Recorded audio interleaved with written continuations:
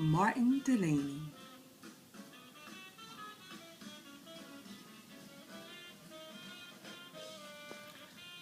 Hi, my name is Carolyn Mitchell, and today I'm going to talk about Martin Delany. Martin Delany was one of the great abolitionists of the 19th century. His name can be linked to other great abolitionists such as W.E.B. Du Bois and Frederick Douglass. Delany ideology was more radical and militant than Du Bois and Douglass, as others would say. This may be the reason why he has not been given much recognition of his predecessors.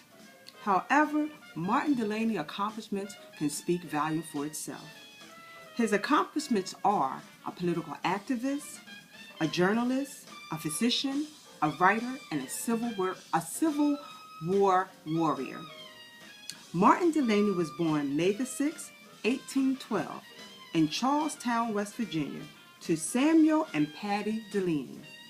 Samuel and Patty Delany's parents were brought to America from Africa during the slave trade.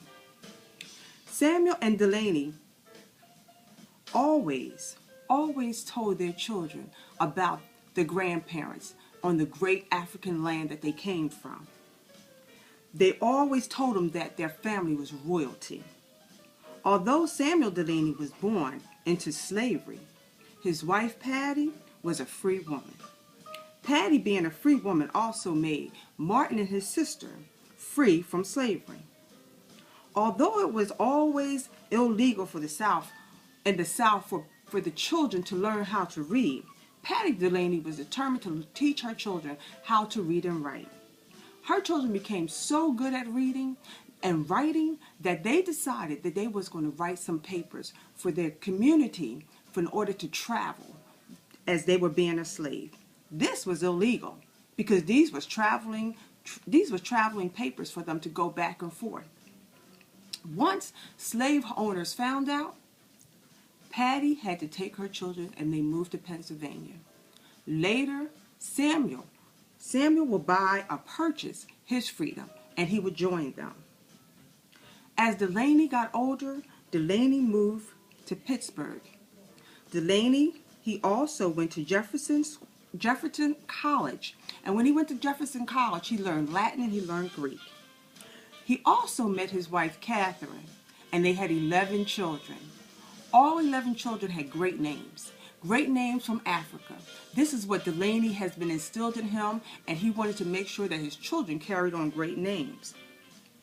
But Delany also got really disturbed about the way the United States were treating African American people. So he decided to write a newspaper. His newspaper focused on the unequal justice of black people. Later, in 1847, Martin would join Frederick Douglass and be co-editor of his newspaper, the North Star. The North Star was a great paper because it focused on the issues of black people. Martin would later attend medical school at Harvard University. He was one of 3 black men to go to the school for medical. This was unheard of. However, although it was unheard of and they was accepted, they was also rejected by the students there. There were great protests for them to get out of the school, and they were dismissed from the program. This also was really devastating to Delany. So Delany decided in 1859, he went to Liberia. He wanted to go to Liberia to investigate the possibility of a new black nation. So they began to call him a black nationalist. He stayed in Africa for about 9 months. The trade was dissolved. It was dissolved due to white missionaries that did not want this to happen. Later, he also found out America was in a civil war. So in 1864, after Lincoln had called for military draft, Delany began to recruit. He began to recruit black men for the Union Army. Delany became the first African American field officer of the United States. After the war, Delany went to South Carolina. He participated in Reconstruction. This is Reconstruction of America. Also, what Delany did was he became a politician. He began to doing politics and became a part of the Republican Party. He was influenced by all the population. He was really influenced by a lot of people to do this. But in 1874, he narrowly missed election as the lieutenant governor. In 1876, as the Republicans began to lose control of their states, Delany switched to conservative Democrat. However, Delany became very involved in politics. But eventually, when politics began to collapse for him in 1879, Delany returned to practicing medicine and later became a businessman in Boston. He died on June the 24th in 1885.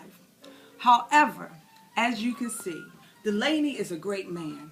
He did a lot of things. He accomplished a lot of things. The one thing as Americans we must understand and remember, we have great abolitionists that fought for us down through the years.